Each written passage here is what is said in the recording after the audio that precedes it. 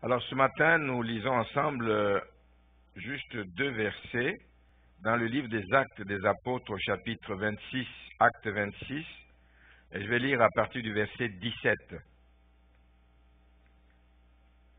Je t'ai choisi du milieu de ce peuple et du milieu des païens vers qui je t'envoie, afin que tu leur ouvres les yeux pour qu'ils passent des ténèbres à la lumière et de la puissance de Satan à Dieu, pour qu'ils reçoivent par la foi en moi le pardon des péchés et l'héritage avec les sanctifiés.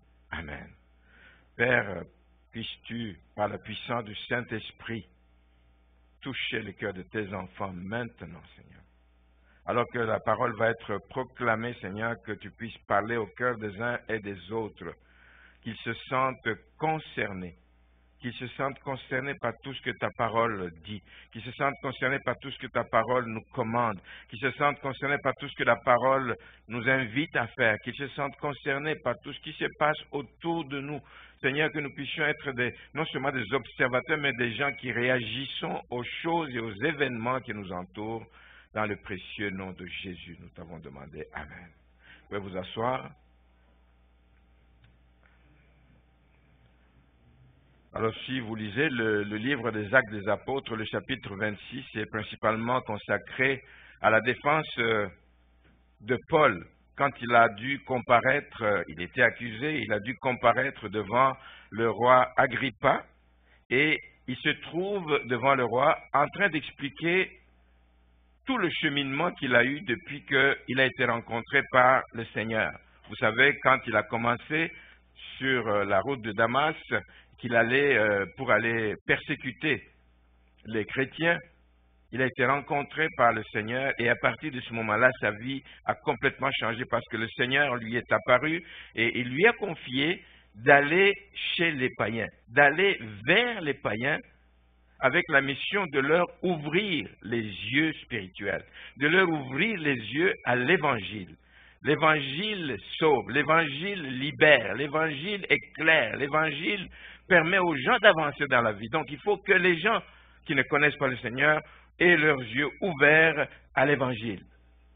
Et Paul, dans sa défense, il poursuit en montrant au roi que quand il a été rencontré par le Seigneur, il n'a pas résisté à l'appel du Seigneur. Beaucoup de gens aujourd'hui encore résistent. Beaucoup de gens aujourd'hui encore font fi de ce que le Seigneur ne veulent pas savoir ce que le Seigneur leur demande de faire, mais lui n'a pas résisté à l'appel du Seigneur et depuis qu'il a répondu oui, il ne s'en est plus écarté jusqu'à la fin. Il est en train d'expliquer ça au roi et il explique justement que c'est la raison pour laquelle les Juifs l'accusaient. Les Juifs ne voulaient rien savoir de lui. Les Juifs l'accusaient et voulaient même le faire périr. Voilà pour sa défense. Et pour ceux qui étaient avec nous depuis quelques semaines, dimanche dernier, nous avons parlé de cette exhortation que Paul faisait à Timothée, donc par qui il demandait à Timothée de bien remplir ce ministère. Il pouvait se permettre de le dire quand il disait dans 2 Timothée 4, verset 5, « Mais toi, sois sobre en toutes choses, supporte les souffrances, fais l'œuvre d'un évangéliste et remplis bien ton ministère. » Sois concerné par ton ministère, remplis-le bien. Celui qui le dit, il ne le dit pas sans l'avoir fait lui-même, il l'a fait lui-même. Parce qu'il dit que j'ai accompli, j'ai fait ma course jusqu'au bout. Je suis allé jusqu'au bout de ma mission. Voilà pourquoi il pouvait se permettre de donner de tels conseils, parce que lui-même avait été capable d'accomplir sa mission durant donc ce ministère ici-bas. L'exhortation qu'il fait à Paul, remplis bien ton ministère, à Timothée, remplis bien ton ministère, implique qu'on se sente concerné par ce qu'on fait. Tu ne peux pas bien remplir ton ministère si tu ne te sens pas concerné par l'appel qu'il y a derrière ce ministère. Alors, quel que soit l'appel que tu as dans ta vie, sens-toi concerné. C'est le titre du message. Sentez-vous concerné. Sens-toi concerné par ce que ton ministère t'appelle à faire. Que ce ne soit pas quelque chose qu'on vienne t'imposer, que ce soit quelque chose qui vient du fond du cœur, parce que tu sais que tu ne le fais pas pour un homme, tu le fais pour Dieu. Amen. sentez-vous concerné par votre ministère? Qu'est-ce que ça veut dire, se sentir concerné? Ça veut dire beaucoup de choses. Ça veut dire qu'on se sent interpellé par le ministère, qu'on se sent interpellé par quelqu'un. Ça veut dire aussi qu'on porte de l'intérêt sur ce qu'on fait. Ça veut dire aussi, c'est d'être solidaire avec ceux qui travaillent pour que ce ministère aille de l'avant. Être solidaire avec quelqu'un pour une cause. Ça veut dire aussi qu'il faut prendre de bonnes décisions pour que cette cause aille de l'avant. Parce que des fois, vous allez voir, on peut se trouver comme enfant de Dieu devant des choix embarrassants. Je fais quoi? Je suis appelé à servir le Seigneur, mais voici la situation devant laquelle je me trouve. J'ai à choisir entre ma famille et j'ai choisi entre le Seigneur. Des choix parfois embarrassants. Pourtant, ça devrait être des choix clairs quand tu te sens concerné par l'appel qu'il y a sur ta vie. Des choix embarrassants, mais dans ce cas-là, il faut prendre de bonnes décisions. Bien remplir ce ministère, c'est aussi être à l'affût des nouvelles, de ceux dont on se préoccupe. Si c'est un ministère qui t'envoie vers des personnes, vers des humains, vers des frères et des sœurs, il faut que tu te sentes concerné, il faut que tu prennes des nouvelles qui les concernent. Être concerné par son ministère. Ce matin, justement, on va voir comment ces attitudes ont été essentielles et ont été capitales dans le comportement de quelques personnages dans la Bible. Je voudrais parler un peu de l'apôtre Paul. L'apôtre Paul, il se sentait vraiment concerné dans tout ce qu'il faisait. Il se sentait concerné par toutes les églises. Quand c'est une église qui parle du Seigneur, Paul se sentait concerné, il était en contact avec ces églises, il l'exprime clairement dans ses différentes épîtres et nous allons parcourir quelques-unes de ces épîtres et on va voir ce qu'il dit. Paul, par exemple, s'est intéressé aux chrétiens de Rome. On sait que Paul a fait beaucoup de voyages missionnaires, on sait qu'il a implanté beaucoup d'églises, mais ce n'est pas lui qui a implanté l'église de Rome. Il a eu des nouvelles qu'il existait une église des chrétiens qui se réunissaient à Rome, etc. Et il s'est intéressé à ces chrétiens. Même si lui n'est pas le fondateur de cette église, il s'y est intéressé. Même s'il ne l'a pas implanté, il s'y est intéressé. C'est le royaume de Dieu qui doit avancer. Je m'intéresse à tout ce qui travaille pour l'avancement du royaume.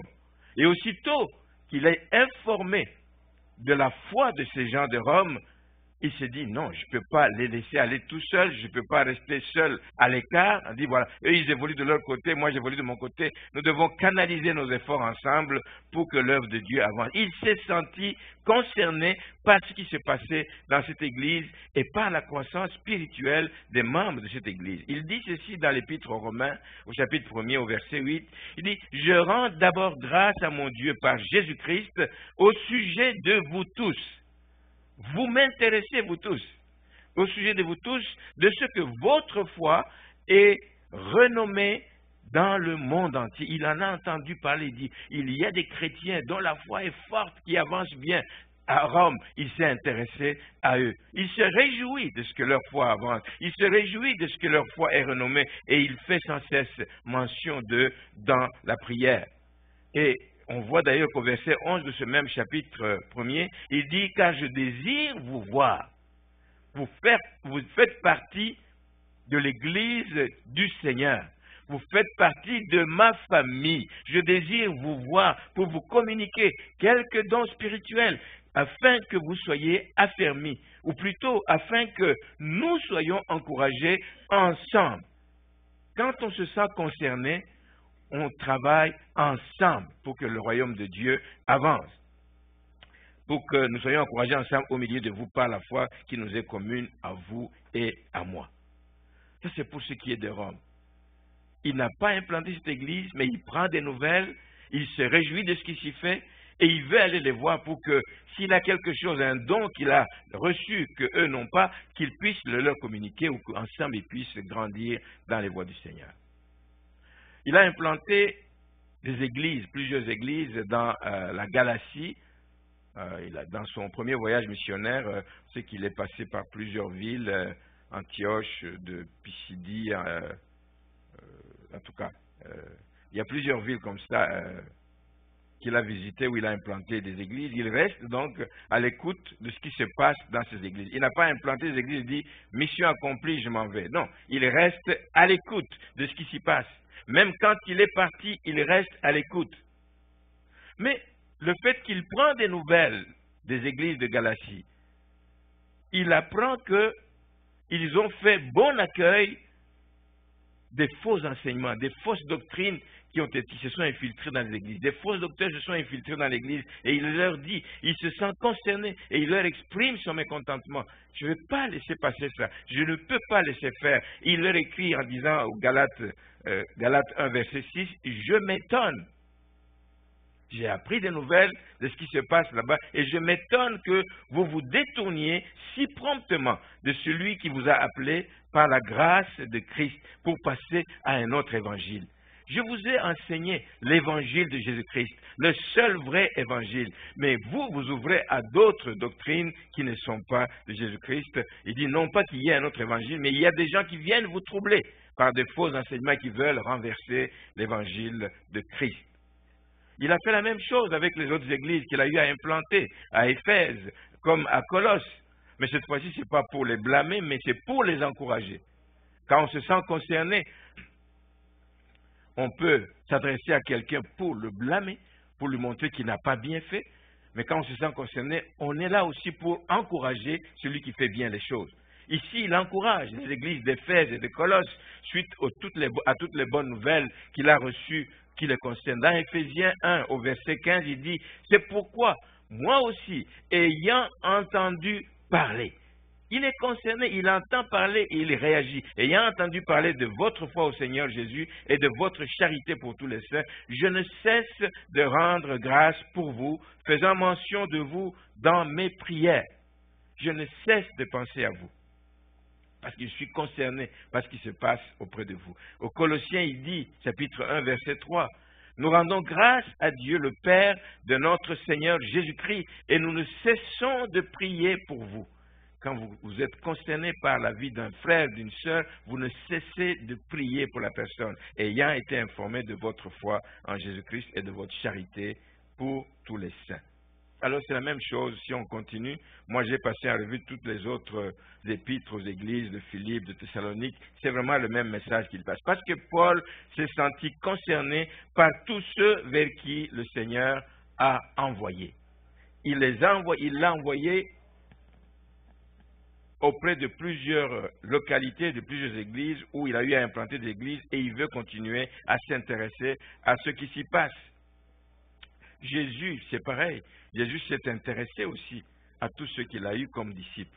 La Bible nous dit qu'il les a pris parce qu'il voulait les avoir avec lui. Il avait des choses à leur communiquer. Il voulait qu'ils puissent grandir. Et Jésus le dit, quand il fait sa prière dans Jean 17, il le dit à son Père, juste avant son arrestation, il dit, « J'ai gardé, au verset 12b, j'ai gardé ce que tu m'as donné. » Je me sens concerné par eux. Je me sens concerné par ce qui leur arrive. Je me sens concerné par leur croissance. Je me sens concerné par la direction qu'ils prennent dans la vie. J'ai gardé ce que tu m'as donné, Jean 17, 12, la dernière partie, et aucun d'eux ne s'est perdu.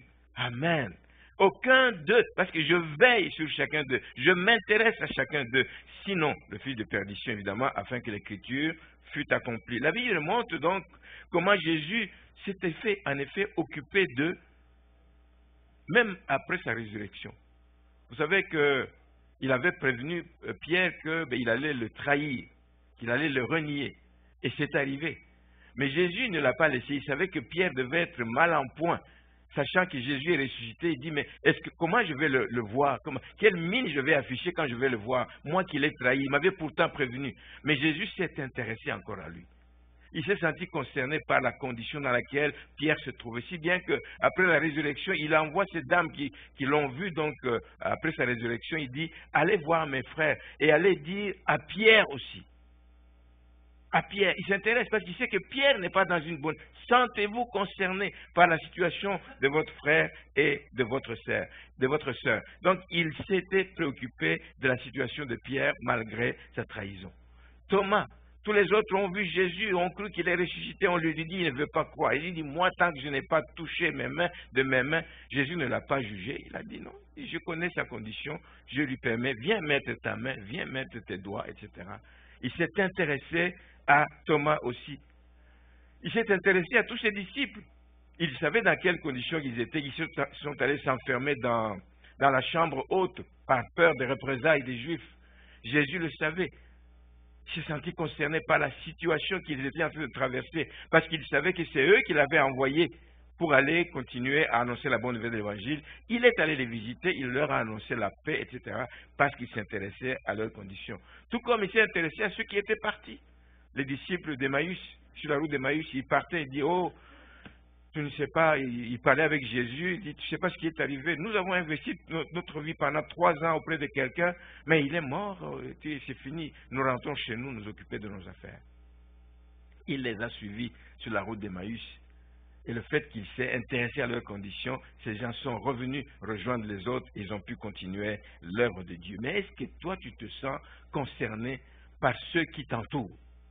Est-ce que tu te sens concerné par les membres de ta famille? Est-ce que tu te sens concerné par les personnes que Dieu met à tes côtés? Je dis souvent, ce que Dieu met à tes côtés, ce n'est pas seulement ta famille, c'est aussi tes voisins. Il y a des voisins avec qui tu es en bon terme, mais à qui tu n'as jamais osé parler du Seigneur, de ta foi en Jésus-Christ.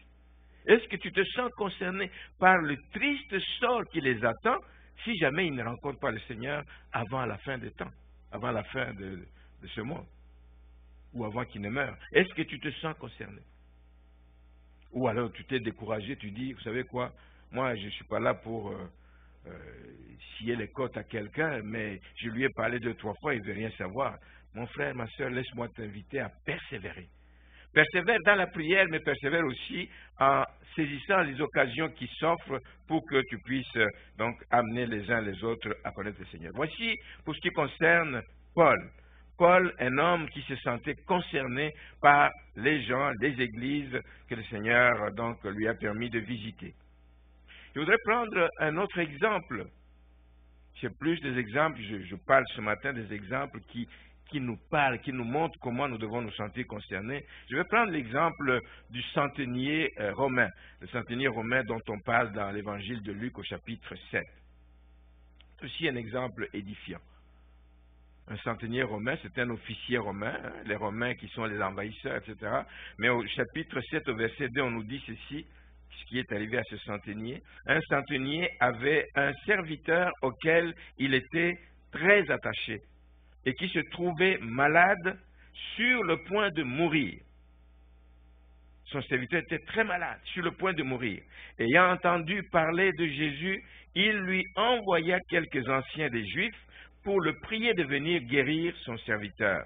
Et ils arrivèrent auprès de Jésus et lui adressèrent d'instantes supplications en disant, « Il mérite que tu lui accordes cela, c'est-à-dire ce qu'il demande, la guérison de son serviteur, car il aime notre nation et c'est lui qui a bâti notre synagogue. » Voici un étranger parmi les Juifs.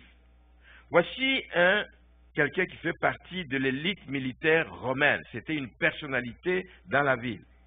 C'était un homme respecté dans la ville. Mais contrairement peut-être à d'autres, au lieu de manifester un sentiment de supériorité, ou dire, écoutez, nous vous avons dominé, vous, là, vous n'avez rien à dire, au lieu de manifester ce sentiment de supériorité envers les Juifs, mais il avait des sentiments plutôt nobles vis-à-vis des Juifs. Il se sentait concerné par les Juifs. Il se sentait concerné par la situation des Juifs. Il se sentait concerné par tout ce qui touchait les Juifs. Et il a posé des actes. Quand on se sent concerné, on pose nécessairement des actes pour matérialiser justement l'intérêt que nous avons vis-à-vis de ces personnes. Lui dit ceci, dans ce texte, on nous dit qu'il a aimé la nation juive. Il ne l'a pas vu juste comme un pays conquis, comme des gens conquis, des gens qui sont devenus nos esclaves, des choses comme ça. Mais non, il a pris en considération cette nation juive. Il l'a aimée. Il s'est senti concerné. Et il a investi de son argent. C'est super. Investi de son argent pour leur construire ce dont ils avaient besoin. Il voyait qu'ils voulaient se réunir à une bonne place. Il a investi pour leur bâtir une synagogue. parce qu'il se sentait concerné par la vie des Juifs.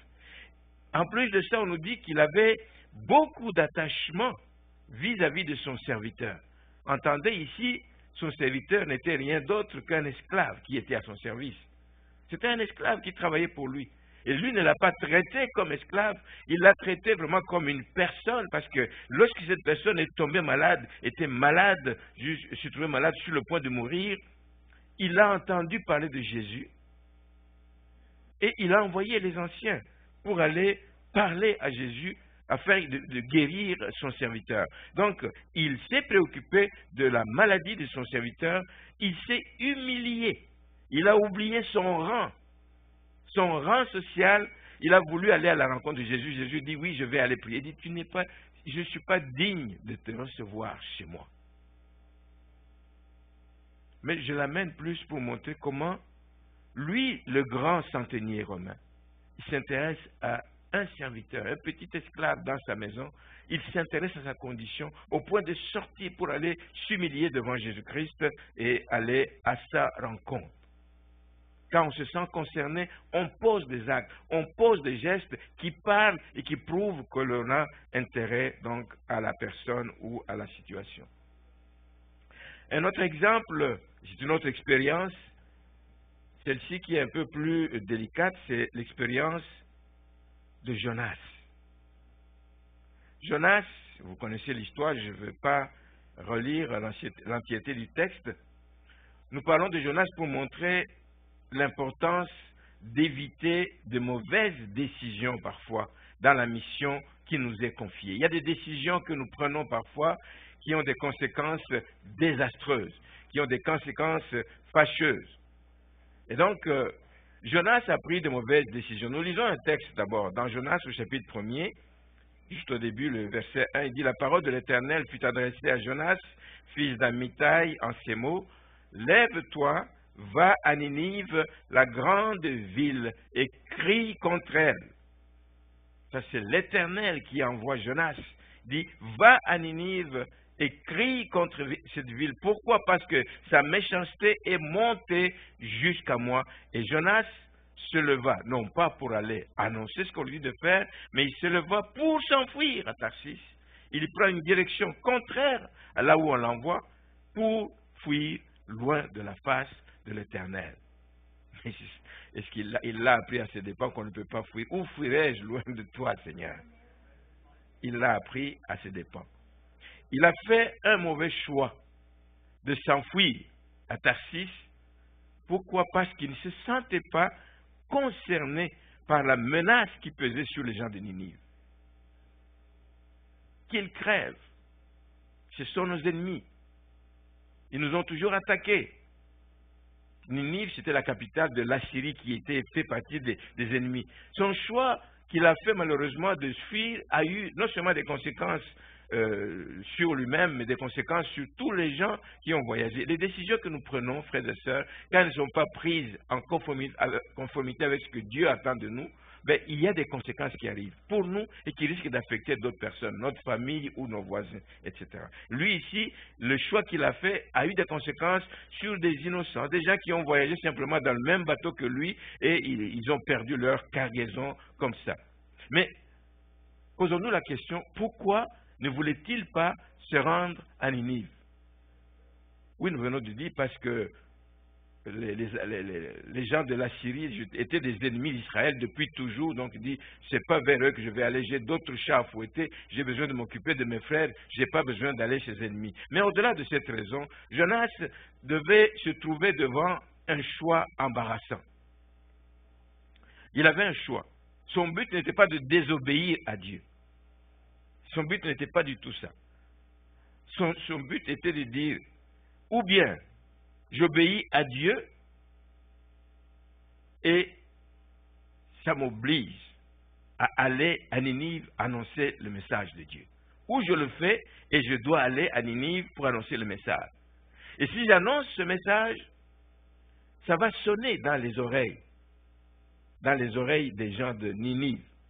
Si vous lisez dans le texte dans le livre de Jonas, au chapitre 3 cette fois-ci, Seigneur, quand il l'a renvoyé la deuxième fois après qu'il ait été vomi par le poisson, Jonas fit, au verset 4, chapitre 3, le verset 4, Jonas fit d'abord dans la ville une tournée de marche, il criait et disait, encore 40 jours. Voici le message qu'il est allé dire. Encore 40 jours et Ninive est détruite. Il dit, c'est clair que si j'annonce un tel message, qu'il ne reste que 40 jours et la ville va être détruite, ça va sonner comme un avertissement sévère de notre Dieu, comme un avertissement sérieux de notre Dieu. Et dans ce cas, ce qui va arriver, ils vont se repentir. Ils vont se repentir et lui, il sait que Dieu est miséricordieux. S'ils se repentent, Dieu va pardonner ces gens. Ils vont être sauvés. Et s'il fait cela, ça veut dire qu'il donne l'occasion aux gens de Ninive de se repentir. Et dans sa tête, à lui, ça va causer du tort quelque part. C'est comme s'il trahit son peuple. C'est comme s'il trahit Israël. Israël qui, elle, a eu auparavant beaucoup de prophètes qui leur ont parlé, mais qui n'ont pas écouté, qui ont fait la tête dure.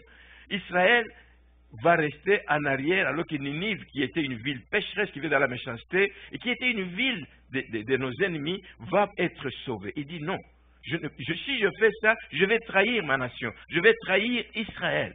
Je sais que si j'annonce ce message, Dieu est miséricordieux, il va leur pardonner parce que ces gens vont nécessairement se repentir.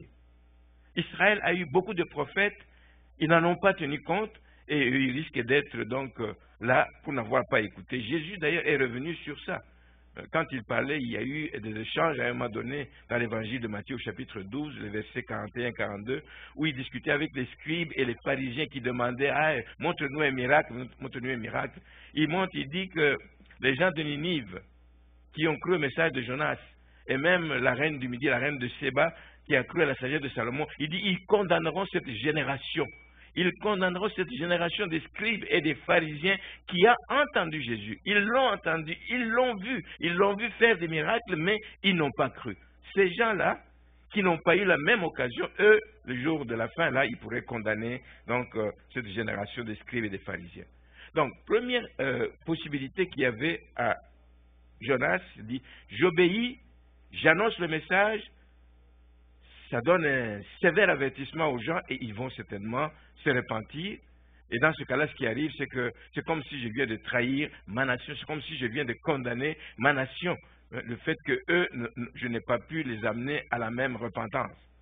Donc, il avait ce choix. L'autre choix qu'il avait, ça signifiait aussi que si les gens de Ninive se détournent de leur mauvaise voie, ça veut dire qu'il n'y aura plus de destruction de la ville. Il dit encore 40 jours, c'est ce message que Dieu lui a demandé de dire. Encore 40 jours et la ville va être détruite. Donc si lui va là-bas, il sait que Dieu est miséricordieux, il sait que les gens vont se repentir, donc ce qui va arriver, c'est que ce qu'il a annoncé ne va pas arriver. Et vous savez comment les gens sont. Ceux qui ne veulent pas croire en Dieu, ils vont dire, voilà, c'est ça le Dieu que tu sers, le Dieu qui dit des choses, il n'est même pas capable de les faire. Beaucoup vont dire, mais non. Ils vont se détourner de Dieu et dire, mais c'est quel Dieu c'est qui dit des choses, il n'est pas capable de le faire. Beaucoup de gens vont dire, oui, mais là, tu n'es pas un bon prophète, tu es un faux prophète, parce que ce que tu as dit ne s'est pas réalisé. Donc, il voit encore son intérêt lui aussi. Il va voir qu'il va être comme diminué quelque part par justement la réaction que les gens vont avoir. Voilà donc le dilemme devant lequel Jonas se trouvait. Soit il obéit à Dieu, ou alors il privilégie sa réputation et celle d'Israël. Mais lui, il dit, non, je ne vais pas désobéir, mais je vais fuir. Je vais fuir loin de l'Éternel. Alors, je pense qu'il en est de même pour nous, frères et sœurs. Souvent, nous nous trouvons devant une situation où nous avons le choix entre dire la vérité à quelqu'un. Tu connais la situation de quelqu'un, tu sais qu'il est dans le péché, tu sais qu'il a mal fait, tu sais qu'il a mal agi, tu sais qu'il va à l'encontre des voies du Seigneur, mais tu as peur de lui dire la vérité pour ne pas perdre son amitié. Si je lui dis la vérité, je perds son amitié. Dans l'église, si je prêche sur ce message, les membres vont me fuir. Les donateurs vont partir de l'église parce que je prêche sur ce message. Nous nous trouvons parfois devant ces dilemmes, hein, comme enfant de Dieu et comme pasteur. Mais il faut choisir, il faut faire le bon choix de dire, je prêche la vérité et il arrive ce qui doit arriver parce que c'est ce que Dieu veut. Alors, sentez-vous plus concerné par donc le triste sort des personnes à qui vous devez parler au lieu de chercher votre intérêt? Je vais terminer avec un épisode ici connu aussi des fils des prophètes qui est évoqué dans le livre de 2 Rois au chapitre 6. Je vais lire le verset 1er qui dit que les fils des prophètes dirent à Élisée: voici, le lieu où nous sommes assis devant toi est trop étroit pour nous. Allons jusqu'au Jourdain, nous prendrons là chacun une poutre et nous y ferons un lieu d'habitation. C'est Élisée qui encadrait donc des jeunes gens, un groupe de jeunes gens à qui il enseignait. Et le travail qu'il faisait a eu du succès parce que ça a drainé d'autres jeunes, d'autres personnes qui voulaient venir suivre les enseignements d'Élisée, donc qui sont intéressés à l'enseignement qu'il donnait, si bien que très vite, le lieu où ils se réunissaient devenait trop étroit pour le contenir. Alors, devant une telle situation, il y a plusieurs réactions qu'on peut avoir. On peut se dire, c'est lui le patron, c'est lui qui réunit les gens, c'est à lui de trouver une solution. Élisée, mais trouve une solution pour qu'on agrandisse ce lieu, trouve une solution ou trouve un local plus grand. C'est à toi de le faire. Tout comme ils peuvent dire, écoutez, on va vivre comme ça, ceux qui arrivent les premiers occupent les places. Donc, on ne cherche pas de solution au-delà de ça. On dit, c'est cette place que nous avons, nous restons là et puis nous allons nous arranger comme ça. C'est une réaction qu'on peut avoir. Le lieu se réunissait, devenait petit, mais ils auraient pu trouver une solution à le problème. Ils peuvent dire aussi, regarde, nous, on n'est que des jeunes gens, on n'a pas de moyens, on ne peut rien faire, on ne peut pas agrandir ce lieu. Mais ils se sont plutôt sentis concernés. Concernés par l'exiguïté du local, concernés par le fait que beaucoup de gens peuvent manquer l'occasion d'écouter ces bons messages, ces enseignements que Élisée leur donnait, et ils ont décidé de s'impliquer, de prendre des actions pour agrandir le local. Allons jusqu'au Jourdain, allons couper le bois pour la charpente, etc. Et non seulement ça, allons même emprunter des haches parce que nous n'avons pas les moyens de nous en acheter. On nous dit que c'était des jeunes gens. Non seulement ça, ils n'avaient pas beaucoup de possibilités sans doute, mais on sait aussi que à cette époque, depuis le temps de Saül, les Philistins avaient trouvé le moyen d'anéantir quasiment les Hébreux en empêchant aux Hébreux de fabriquer des objets en fer.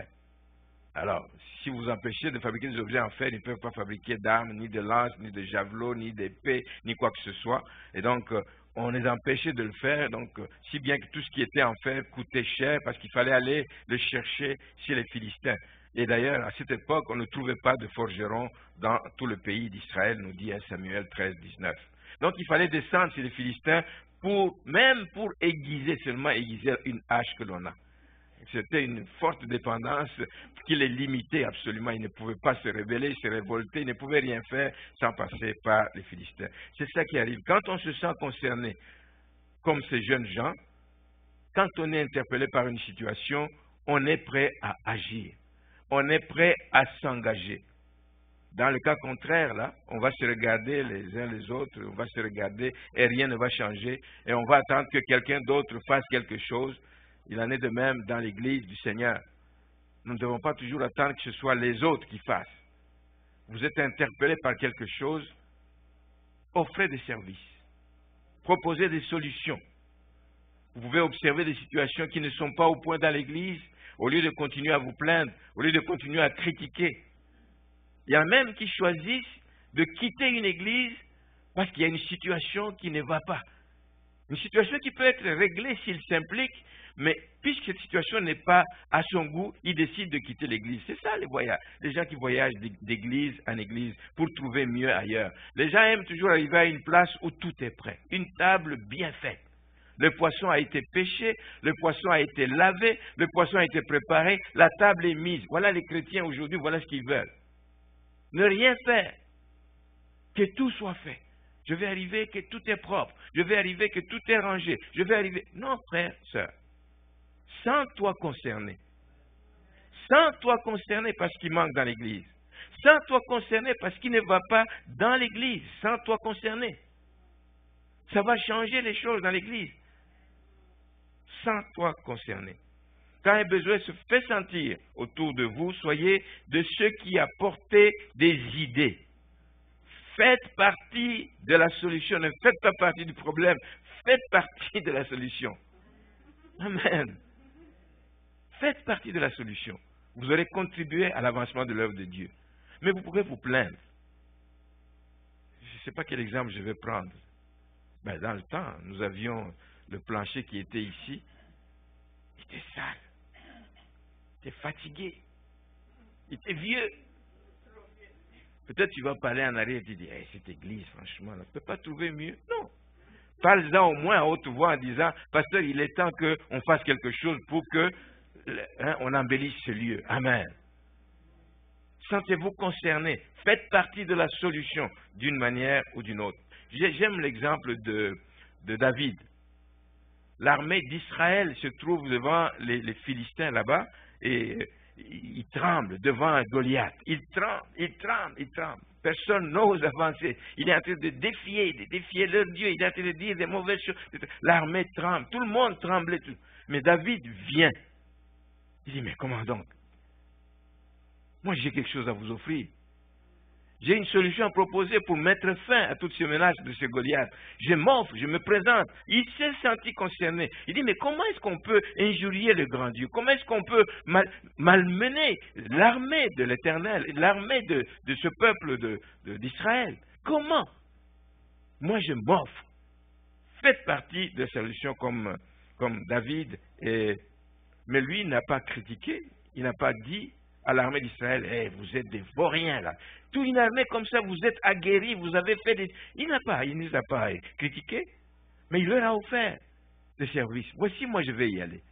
Et on ne voulait pas le croire, on ne voulait même pas accepter. On dit, mais toi tu es, comme ces grands frères disaient, toi tu es orgueilleux, tu t'imagines que tu es capable. Je vais y aller par mon nom, je vais y aller au nom de l'Éternel des armées. Amen. Offrez des services. Sentez-vous concerné. Si vous vous sentez concerné, mon frère, ma soeur, pour maintenir ce lieu propre, maintenant que nous l'avons refait, sentez-vous concerné pour maintenir ce lieu propre à l'approche de l'hiver. Vous savez ce qui se passe souvent dans les églises? On vient avec ses bottes, de toute façon quelqu'un va nettoyer ici un jour, mais tu vas venir avec de l'eau qui va suinter partout. Non. Sentez-vous concerné et réfléchissez sur des dispositions pratiques que vous allez prendre pour que ce lieu reste propre.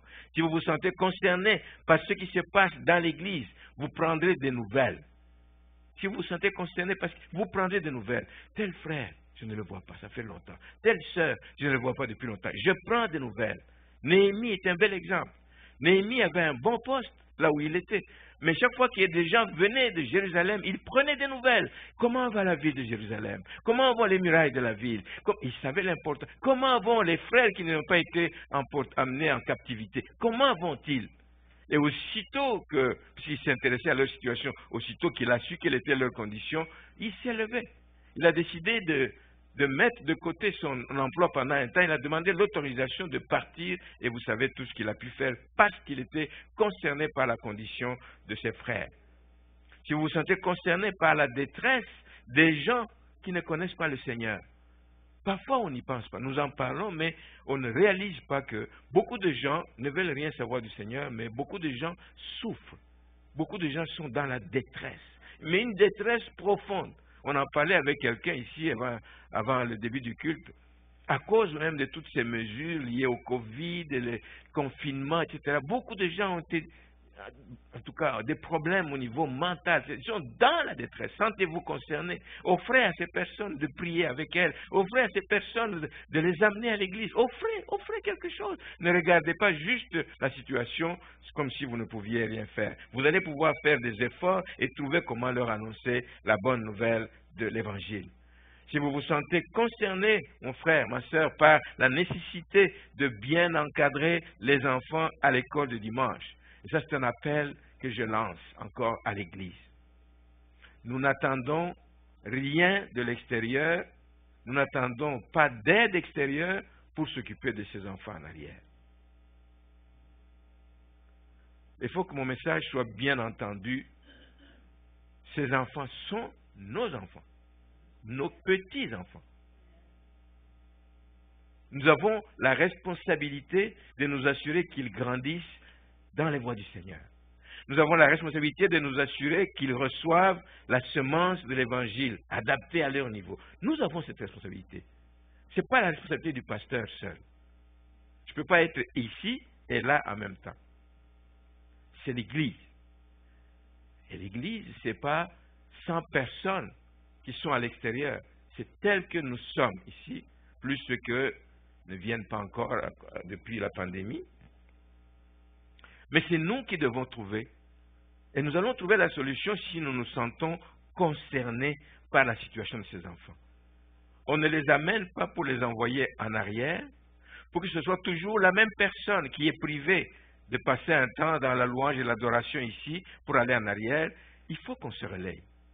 Mon frère, ma soeur, sentez-vous concernés? Oui, je ne sais pas enseigner. Vous pouvez au moins faire quelque chose. Assister celui qui enseigne. C'est le principe que nous avons, c'est toujours 2 à 2. Un enseigne, pendant que l'un enseigne, l'autre surveille les enfants pour les maintenir. Parce qu'ils vont déranger, ils distraient celui qui enseigne. Alors, offrez vos services. Offrez vos services. S'il y a plusieurs qui s'offrent, il y aura moins d'occasions d'aller en arrière. Si vous y allez une fois par mois, c'est bon. C'est bon. Amen. Si vous vous sentez concerné par la nécessité d'encadrer ces enfants, vous allez apporter votre aide, même juste pour la surveillance pendant qu'un autre est en train d'enseigner. Nous avons quelques personnes qui faisaient ce travail, mais qui ont été touchées, qui sont affectées physiquement dans leur corps. Nous ne voulons pas leur mettre ce poids à cause de Covid, etc. Nous ne voulons pas leur mettre du poids additionnel. Mais il y a des gens qui sont en forme. Offrez vos services. Amen. Vous allez vous sentir concerné. Alors, il y a tellement de façons, et je vais m'arrêter là, il y a tellement de façons de se rendre utile pour que l'Église locale avance. Il y a plusieurs façons de se rendre utile pour que le royaume de Dieu avance. Il y a plusieurs façons. Ce n'est pas seulement en donnant les dîmes et les offrandes, ça fait partie des moyens, mais c'est en se donnant soi-même. C'est en s'impliquant, en s'engageant là où on a besoin. Alors, informez-vous, demandez ce que vous pouvez faire dans la maison de Dieu. Sentez-vous tout simplement concerné pour que l'Église aille de l'avant et que le Seigneur vous bénisse, que le Seigneur vous fasse du bien. Amen.